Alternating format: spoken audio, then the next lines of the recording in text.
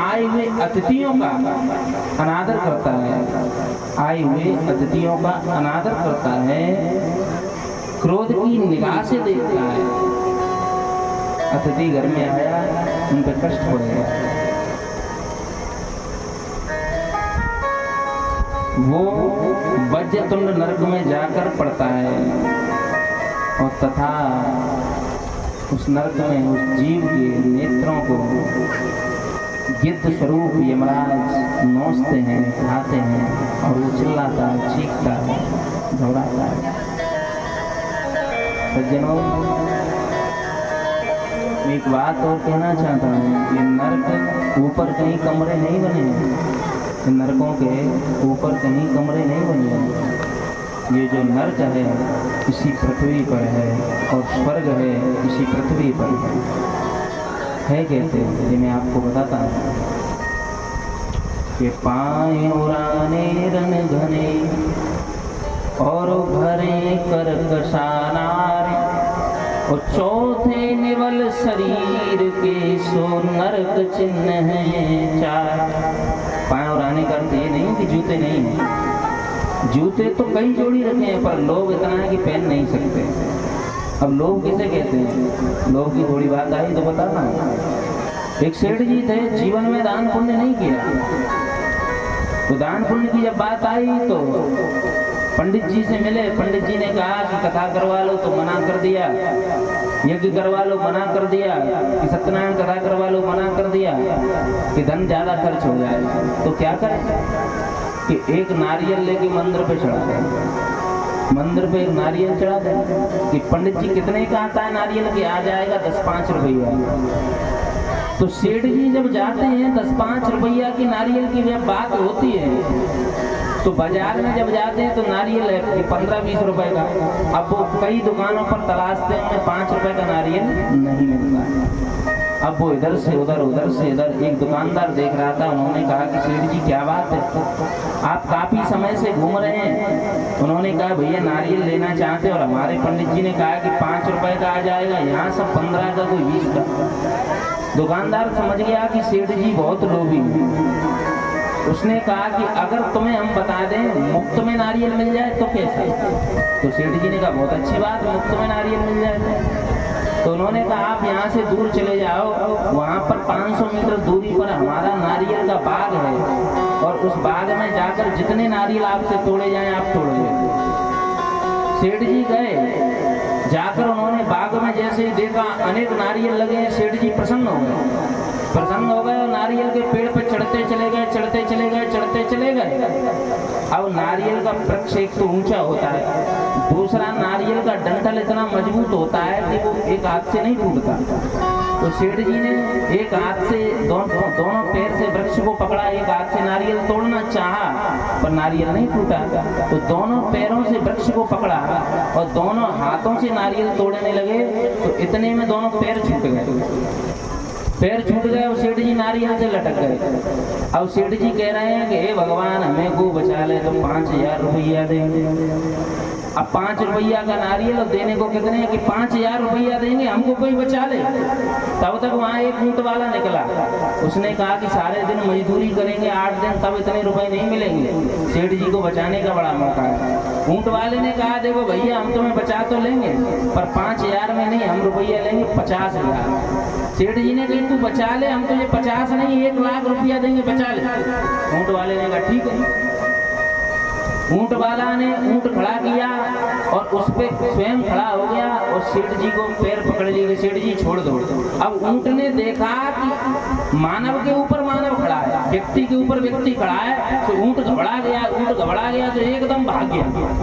ऊंट भाग गया। वो व्यक्ति सेठ जी के पैरों से लटक गया और कहा कि सेठ जी छोड़ मत देना, तुम हमें 1 लाख दोगे, हम तुम्हें 2 लाख देंगे। अब सेठ जी ने विचार किया कि बन गए काम, कहाँ नारियल तोड़ने आए, यहाँ तो व्यापार होने लगा। सेठ जी ने कहा देखो हम छोड़ देंगे, तो कि हम 2 लाख में तो छोड़ देंगे। वो बोला कि हम 5 लाख देंगे कि 5 में भी छोड़ देंगे। तो उस व्यक्ति ने कहा सेठ जी ये बताओ तुम्हें जितने चाहिए उतने देंगे पर छोड़ना मत। अब थोड़े सेठ जी गणित में थोड़े कमजोर तो उन्होंने कहा ऐसे साहब कितनी रकम बताएं, ऐसे उन्होंने विचार लगाया तो दोनों हाथ खोल दिए कि इतने लेंगे, तो धड़ाम सीधे नीचे गिरे गोविंदा नमो। तो जो अत्यंत लोभ होता है वो विडंबना कराता है, इसलिए अत्यंत लोभ करना ये प्रथम नरक का मार्ग है। दूसरा रन गने, जिस घर में खाने को अन्न का दाना ना हो, अर्थात कमाने वाला कोई ना हो और उस घर में खाने वाले कई लोग हों, ये दूसरा नरक का मार्ग है। तीसरा कर्कशा स्त्री। अब कर्कशा स्त्री किसे कहेंगे? कर्कशा स्त्री उसे कहते हैं जैसे हम यहाँ कथा कह रहे हैं और आप में से किसी ने कहा चलो पंडित जी को घर तक छोड़ाते हैं, और हमें छोड़ने घर पर गए तो हमने एकदम आवाज लगाई कि पंडितानी सुनती हो कि हाँ क्या है, कि यजमान जी आए हैं 2 कप चाय बना। तो पंडितानी कितने सुंदर शब्दों में कहती हैं, ठटरी में तो मरघटा और नाच में तो एक ना एक ले आओ तो मोड़ी मोड़न ने खिला के चाय बना तो तुम दे चाय हम बना विचार करो, केवल उस व्यक्ति का शरीर जीवित रहता है उस समय, उसी समय उसका आत्मा मर जाता है, उसका जो सूक्ष्म शरीर होता है उसी समय मर जाता है। तो मेरा माताओं से निवेदन है, कोई भी अतिथि दरवाजे पे आए और पतिदेव बाहर से आवाज लगाए तो भले ही घर पे व्यवस्थित ना हो फिर भी उसको भोजन करा दो ना, उसको चाय पिला दो ना, तो वो हजारों पार पति तुम्हारे ऊपर प्रसन्न होकर न जाने कितनी दौलत लौटाएगा, न जाने कितना तुम्हारा सम्मान करेगा। उसकी अवज्ञा मत करो। और बापति तुम खाए दौड़ रहे हो और फिर जो चाह रहे हैं ये पति हमारी बात सुने, कहते थे वो का बाबर हो पागल कुत्ता ने कहा तुम पति भी ऐसे दो नहीं जैसे घरे आओ नहीं कि नो लगेंगे जैसे। अब कहा बताओ, यहाँ कोई नहीं है, वो तो हम इधर की बात कर रहे हैं कानपुर साइड की, नहीं कोई अपने मन में।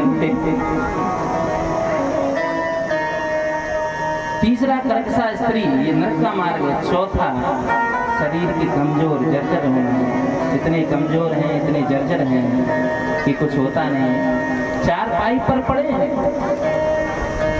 और जो बेटे की जो बहू है पुत्र बधू, वो क्या कहती है? वो बधू कहती है देखो सुनो, अपने पति से उस पिता के पुत्र से कहती है देखो सुनो, अब हमसे तुम्हारे पिताजी की सेवा नहीं होती, या तो इनको वृद्धाश्रम में कराओ या इन्हें किसी खैराती अस्पताल में भर्ती कर दो, हम इनकी सेवा करेंगे, अपने बच्चों का भविष्य देखें, बच्चों की पढ़ाई खराब हो रही है, अपने इनको पिताजी को यहाँ से ले जाओ।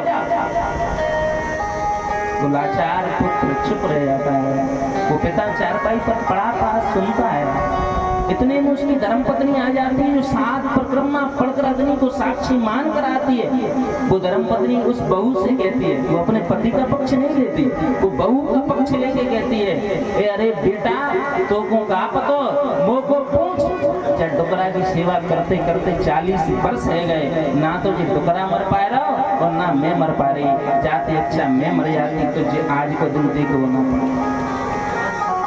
वो व्यक्ति जो है वो चारपाई पर पड़ा है, वो दुखता है, उसके दर्द रहता है, वो सोचता है कि जब मैं कमा के लाता था ना, जब मैं अपने रक्त पसीने की कमाई लाता था तो प्रेम से सब लोग खाते थे और हंसते थे, मेरा सम्मान करते थे। पिताजी आ गए, वो कहती थी मेरी पत्नी की स्वामी आ गए, पोते कहते थे कि दादाजी आ गए। आज जब मेरी ये स्थिति है तो सबके ऊपर में बोझ बन गया है और उसके प्राण नहीं निकलते, वो सिर्फ रुदन करता है। ये नरक का मार्ग है। और यहीं पर स्वर्ग है कि स्वर्ग कैसे है कि नाज पुरानो घी नयो और घरे सुलक्षणिना, चौथो स्वर्ग द्वारे बंदो सो स्वर्ग चिन्ह है चार। नाज पुराने अनाज में नया आकर मिल जाए, ये पहला स्वर्ग का मार्ग है। तथा पहले की जो माताएं होती थी वो छिपाकर भी रखती थी, पर पूर्ण रूप से अनाज को खत्म नहीं करते हैं। पर आज की जो मैया हैं वो क्या करती हैं, जब तक टंकी खाली नहीं हो जाए तब तक आटे की पिसाने की भी नहीं करती। तो पहला स्वर्ग का मार्ग है जिस घर में नए अनाज पुराने में आकर मिल जाए, भले ही मोल का हो, भले ही धन से आया हो। दूसरा, जिस घर में दूध और घी होते हैं, दुग्ध और घी रत्नों में होते हैं, दुग्ध और घी को कभी फैलाना नहीं चाहिए। एक और बात मैं कहना चाहूँगा, जो माताएं जब दुग्ध रखती हैं तपाने के लिए तो उस दुग्ध को उफनने देती हैं। दुग्ध उफनने का सबसे बड़ा अपराध होता है। दुग्ध निकलने की प्रति यशोदा मैया ने कृष्ण को अपनी गोद में से भर दिया, क्योंकि दुग्ध रत्नों में आता है। और जिस घर में दुग्ध निकलता है, चूल्हे पर जब जलता है तो उस घर में 3 चीज नष्ट होती है। एक तो पहले नंबर पे संपत्ति, उस घर में कितनी भी कमाई हो वहां धन दिखाई नहीं देगा। दूसरी, संतति, उस घर में संतान विलंब से पैदा होगी। तीसरी, शांति, उस घर में कभी शांति नहीं रहेगी, उसमें गृह कलेश बना ही, जहाँ दुग्ध और घी का अनादर होता है। दूध और घी का कभी अनादर नहीं करना चाहिए। तीसरा, सुलक्षण स्त्री। सुलक्षण स्त्री किसे कहते हैं? सुलक्षण स्त्री उसे कहते हैं जिसने कभी पति और पिता की अवज्ञा न की। अभी मैं ये इस कथा से 4 कथा से पहले 5वीं कथा थी अप्रैल में लाहौर में अजनार मड़ोरी गांव में थी। तो वहाँ एक मैया थी, उसके पति आर्मी में थे। तो जैसे ये कथा आई सुलक्षण स्त्री की, तो पति और पिता की अवज्ञा की जब मैंने बात कही तो मैया करीबन आधे घंटे रोई। तो मैंने पूछा क्या बात है, तो वो यहाँ मंच पे बुलाया। मैंने पंडित जी से कहा, जो पंडित जी कल थे, उनसे कहा तो उन्होंने पूछा तो मैया क्या कहती है, हृदय गदगद हो गया। वो मैया कहती है, पंडित जी मैं इतनी दुर्भाग्यशाली हूँ कि मेरा पति वहाँ बॉर्डर पर देश की सुरक्षा करते करते रातों में बर्फों में खड़ा रहता है, और उसकी कमाई का जो पैसा है वो हम लोग यहाँ प्रेम से ऐसे आराम से रहते हैं, आनंद करते हैं उसकी परिश्रम से कमाई हुए धन की। और मैं बड़ी दुर्भाग्यशाली हूँ जो अपने पति की सेवा भी नहीं कर पाती। इतनी दुर्भाग्यशाली हूँ कि पति की सेवा नहीं कर पा रही हूँ या लेटे लेटे भोजन कर रही हूँ।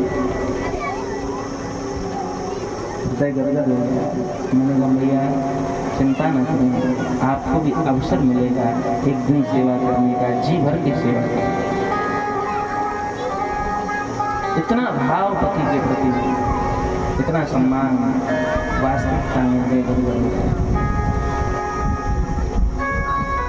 जब हमने कहा, और उससे पहले धारौली में कथा गई तो वहाँ भी एक विचित्र घटना देखी। वहाँ ये घटना देखी कि वहाँ जैसे ही हमने कहा कि पति और पिता की अवज्ञा नहीं करना चाहिए, तो सुबह दूसरे दिन एक भैया आई, मैंने कहा पंडित जी आपने कहा कि पति की कभी अवज्ञा ना करें, तो आप मुझे बताओ जो पतिदेव पी के आवे और एक लाठी धरे एक उठावे और फिर रात में 12 बजे कहें कि भोजन बनाओ, रात में 1 बजे गाली गलौज करें, तो ऐसे पति की गाली सुने कि उन्हें कमरे में बंद करें कि उनसे कुछ कहें कि ना करें। तो हमने ये कही अगर ऐसे पति गाली गलौज करें और पी के आवे तो दिन में आवे 5 फुट को लट हो तो 6 फुट को धर कोई दिक्कत नहीं। पति का अगर पत्नी का पतिव्रत धर्म का पालन का नियम है तो पति का भी पत्नीव्रत धर्म का पालन का नियम है। तीसरा सुलक्षण स्त्री। चौथा स्वर्ग माने घोड़ा जो एक जगह से दूसरी जगह आ जा सके, ऐसा वाहन हमारे दरवाजे पर है या हमारे पास इतना धन है कि हम उससे आ जा सकें। ये चौथा स्वर्ग का मार्ग है। ये नरक और स्वर्ग है। आगे नरकों का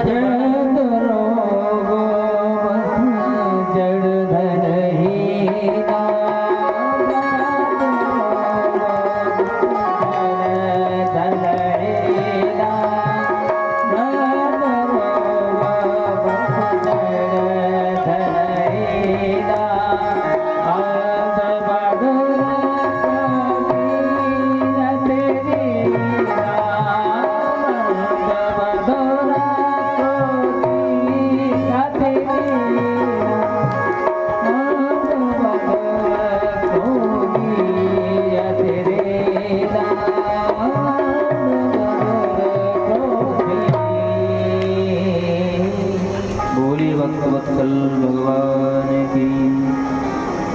अब आप लोग लगे जाते हो तो 10-15 मिनट का विराम दे देते हैं, जलपान लक्षण का इत्यादि कर लो, थोड़े अपने पैर फरारी कर लो। हमें तो आदत है ऐसे बैठे रहते हैं, तो 15 मिनट का विराम। तब तक आप एक सुभाष एक भजन गा दो सुंदर सा, जिससे आत्मा तृप्त हो।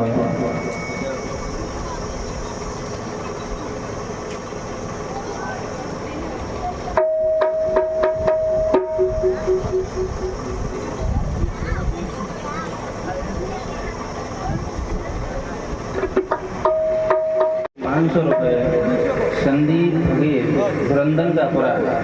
500 रुपये संदीप बघेल धुरंधन का पुरा। एक बार इनके लिए जोरदार तालियां। ईश्वर इन पर कृपा बनाए रखे और मैं हृदय से इनको वंदन अभिनंदन बहुत बहुत साधुवाद ढेर सारा आशीर्वाद।